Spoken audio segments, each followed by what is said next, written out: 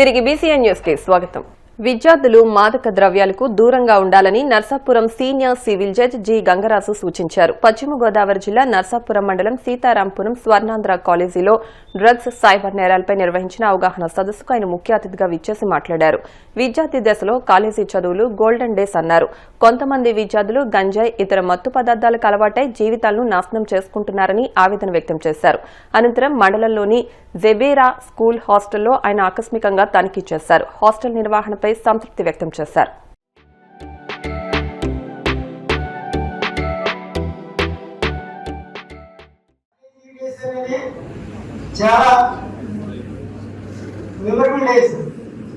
ఈ 4 ఇయర్స్ మీకు జీవితంలో ఎప్పుడు గుర్తుంటాయి. ఈ 4 ఇయర్స్ మీకు ఉన్న కొలీగ్స్, మీ ఫ్రెండ్స్ అందరూ కూడా మీకు ఎప్పుడు టచ్లో ఉంటారు. ఒక కాలేజీ డేస్ మిస్ అయితే జీవితంలో సగం జీవితం మిస్ అయినట్టే కదా. జీవితాన్ని ఎంజాయ్ చేస్తూ బాగా చదువుకోవాలి, కానీ చెడు అలవాట్లకి ఎట్టి పరిస్థితులను కూడా అలవాటు పడకూడదు. మనం ఎవరైనా మీకు తెలిసి చెడు మార్గంలో పరిగణించినట్టు మీ దృష్టి వస్తే ఇమీడియట్గా మీరు కానీ టీచర్స్ తెలియజేయాలి, దాన్ని ఖండించాలి, కానీ ఎంకరేజ్ చేయకూడదు కదా. సమాజంలో స్త్రీలు పురుషులు నిష్పత్తి అనేది ఈక్వలే. ఇద్దరు డెవలప్ అయితేనే సమాజం పూర్తిగా డెవలప్ అయినట్టు. ఏమో ఒక స్త్రీ అర్ధరాత్రి ఒంటరిగా రోడ్డు మీద నడిచినప్పుడే మనకు నిజమైన స్వాతంత్రం వచ్చినట్టు అన్నారు. మరి ఆ పరిస్థితులు ఉన్నాయా?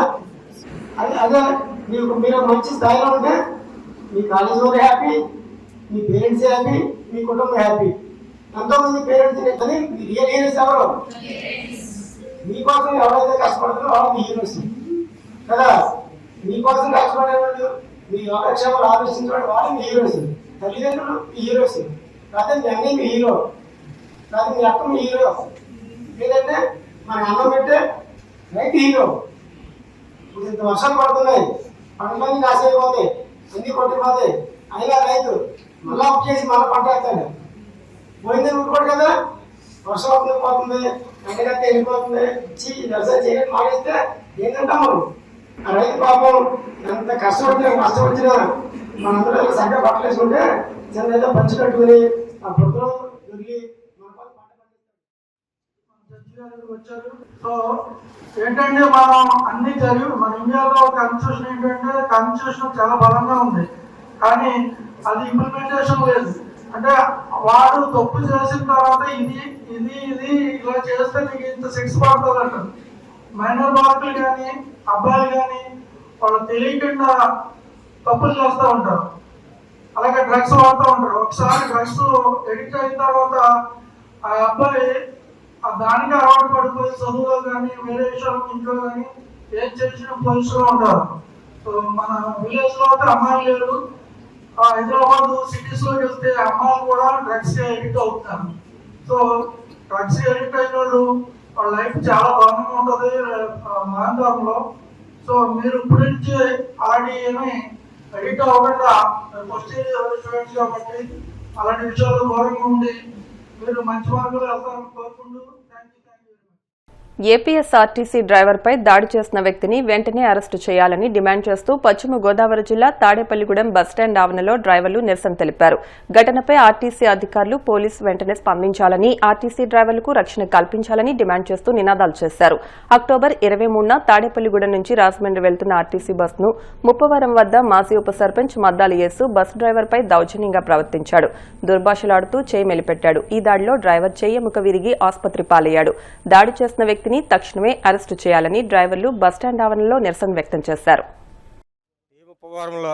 డ్రైవర్ 5 గంటల ప్రాంతంలో ప్యాసింజర్ని దింపుతుండగా ఒక వ్యక్తి, సంబంధం లేని వ్యక్తి బయట నుండి వచ్చి డ్రైవర్ని కావాలనే ఉద్దేశపూర్వకంగా చెయ్యి ఇరిచేశాడు. దానికి సంబంధించి హాస్పిటల్కి వెళ్తే హాస్పిటల్లో చెయ్యి ఫ్రాక్చర్ అయిందని చెప్పారు. మా ఎందు దయించి, డ్రైవర్ల ఎందు దయించి మీరు కేసు కట్టించి అతనికి శిక్ష ఇవ్వాలని మేము డ్రైవర్ల తరఫున మేము సభాముఖంగా కోరుచున్నాం. ముప్పవరంలో డ్రైవర్ ప్యాసింజర్ని ఎక్కించుకుండా ఉండగా బయట వ్యక్తి వచ్చి డ్రైవర్ మీద చెయ్యి ఇరిసేసిన కారణంగా ఎయిర్ బస్ అన్నీ కూడా నిలిపివేశాము. మాకు తగిన న్యాయం చేస్తేనే కానీ కొట్టిన వాడిని శిక్షిస్తేనే కానీ మేము ఐదు బస్సులు తీయమని మీ సభాముఖంగా డ్రైవర్లు అందరూ సభాముఖంగా మీడియా ముఖంగా తెలియజేస్తున్నాం. రాజమండ్రి వెళ్తుండగా D30 అన్న ప్యాసింజర్లు ఎక్కించుకుంటూ ఉండగా ఒక వ్యక్తి ఎవరో రోడ్డు మీద వెళ్ళే వ్యక్తి డోర్ని దబాదబా బాధేస్తున్నాడు. ఇంతకే బాగుతున్నాను తన గసి నేను మామూలుగా మాట్లాడాను. తనతో మాట్లాడితే తన దారిని తను వెళ్ళిపోయాడు. ఈ లోపల పక్కన గుడికాడ బల్ల మీద కూర్చున్న వ్యక్తి ఒక అతను మంచి ఎత్తు మనిషి, అతను మాజీ సర్పంచ్ అంట. తనకు సంబంధం లేని విషయం నా పక్క డ్రైవర్ సైడ్ నుంచి నా పక్కకు వచ్చి తిడుతున్నాడు. నువ్వు ఇంతగా ఎలా మాట్లాడుతున్నావు, నీకు సంబంధం ఏంటని అడిగాను దాన్ని. అడిగిన కారణం వల్ల నా చెయ్య గుంజుకుని డోర్ నుంచి కిందకి లాగి డోర్లో ఉండగానే చెయ్యి చాలా దారుణంగా మెలెట్టాడండి. చెయ్యి ఇరిగిపోతుంది, నొప్పి వచ్చేస్తుంది, వదలనన్నా వదలలా. పక్కన ప్యాసింజర్లు అందరూ కేకలేస్తే అప్పుడు వదిలాడు. వదిలినాక హాస్పిటల్కి వెళ్తే చెయ్యి ప్యాచర్ అయిందని వచ్చిందండి. అది జరిగింది. నాకు జరిగిన న్యాయం జరగాలి, తనకు శిక్ష పడాలి.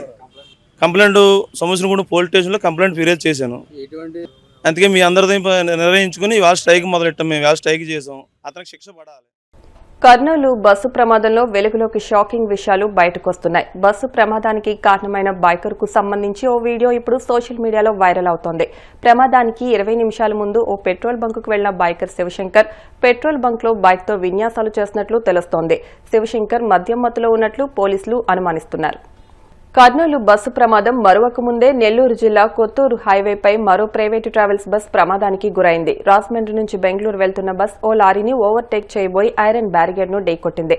బస్సు పల్టీలు కొట్టకపోవడంతో పెను ప్రమాదం తప్పింది. బస్సులో 2 డ్రైవర్లతో పాటు 34 మంది ప్రయాణికులు ప్రాణాలతో బయటపడ్డారు. వార్తలు ముగించే ముందు ముఖ్యాంశాలు మరొకసారి. కర్నూలు బస్సు ప్రమాదంపై మంత్రులు అనిత, రాంప్రసాద్ రెడ్డి మీడియా సమావేశం. మృతులకు 5 లక్షలు, క్షతగాత్రులకు 2 లక్షలు నష్టపరిహారం ప్రకటన. కడపలో 29 మంది లబ్ధిదారులకు 18,90,893 రూపాయల సీఎంఆర్ఎఫ్ చెక్కులు పంపిణీ చేసిన ఎమ్మెల్యే మాధవిరెడ్డి. ప్రజారోగ్య పరిరక్షణే కూటమి ప్రభుత్వ తొలి ప్రాధాన్యమని స్పష్టీకరణ. హైదరాబాద్ ఐటీ రంగానికి చంద్రబాబు చేసిందేమీ లేదన్న మాజీ ఎంపీ భరత్. ఒక బిల్డింగ్ కట్టి అంతా తానే చేశానని చెప్పుకోవడం బాబుకు అలవాటుగా మారిందని మండిపాటు.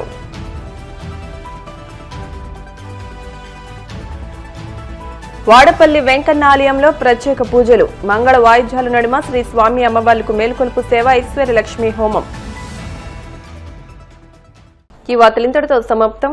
మరిన్ని వార్తల కోసం BCN digital YouTube channel, Facebook page ను ఫాలో అవ్వండి. అప్డేట్ వార్తల కోసం ప్లీజ్ సబ్స్క్రైబ్.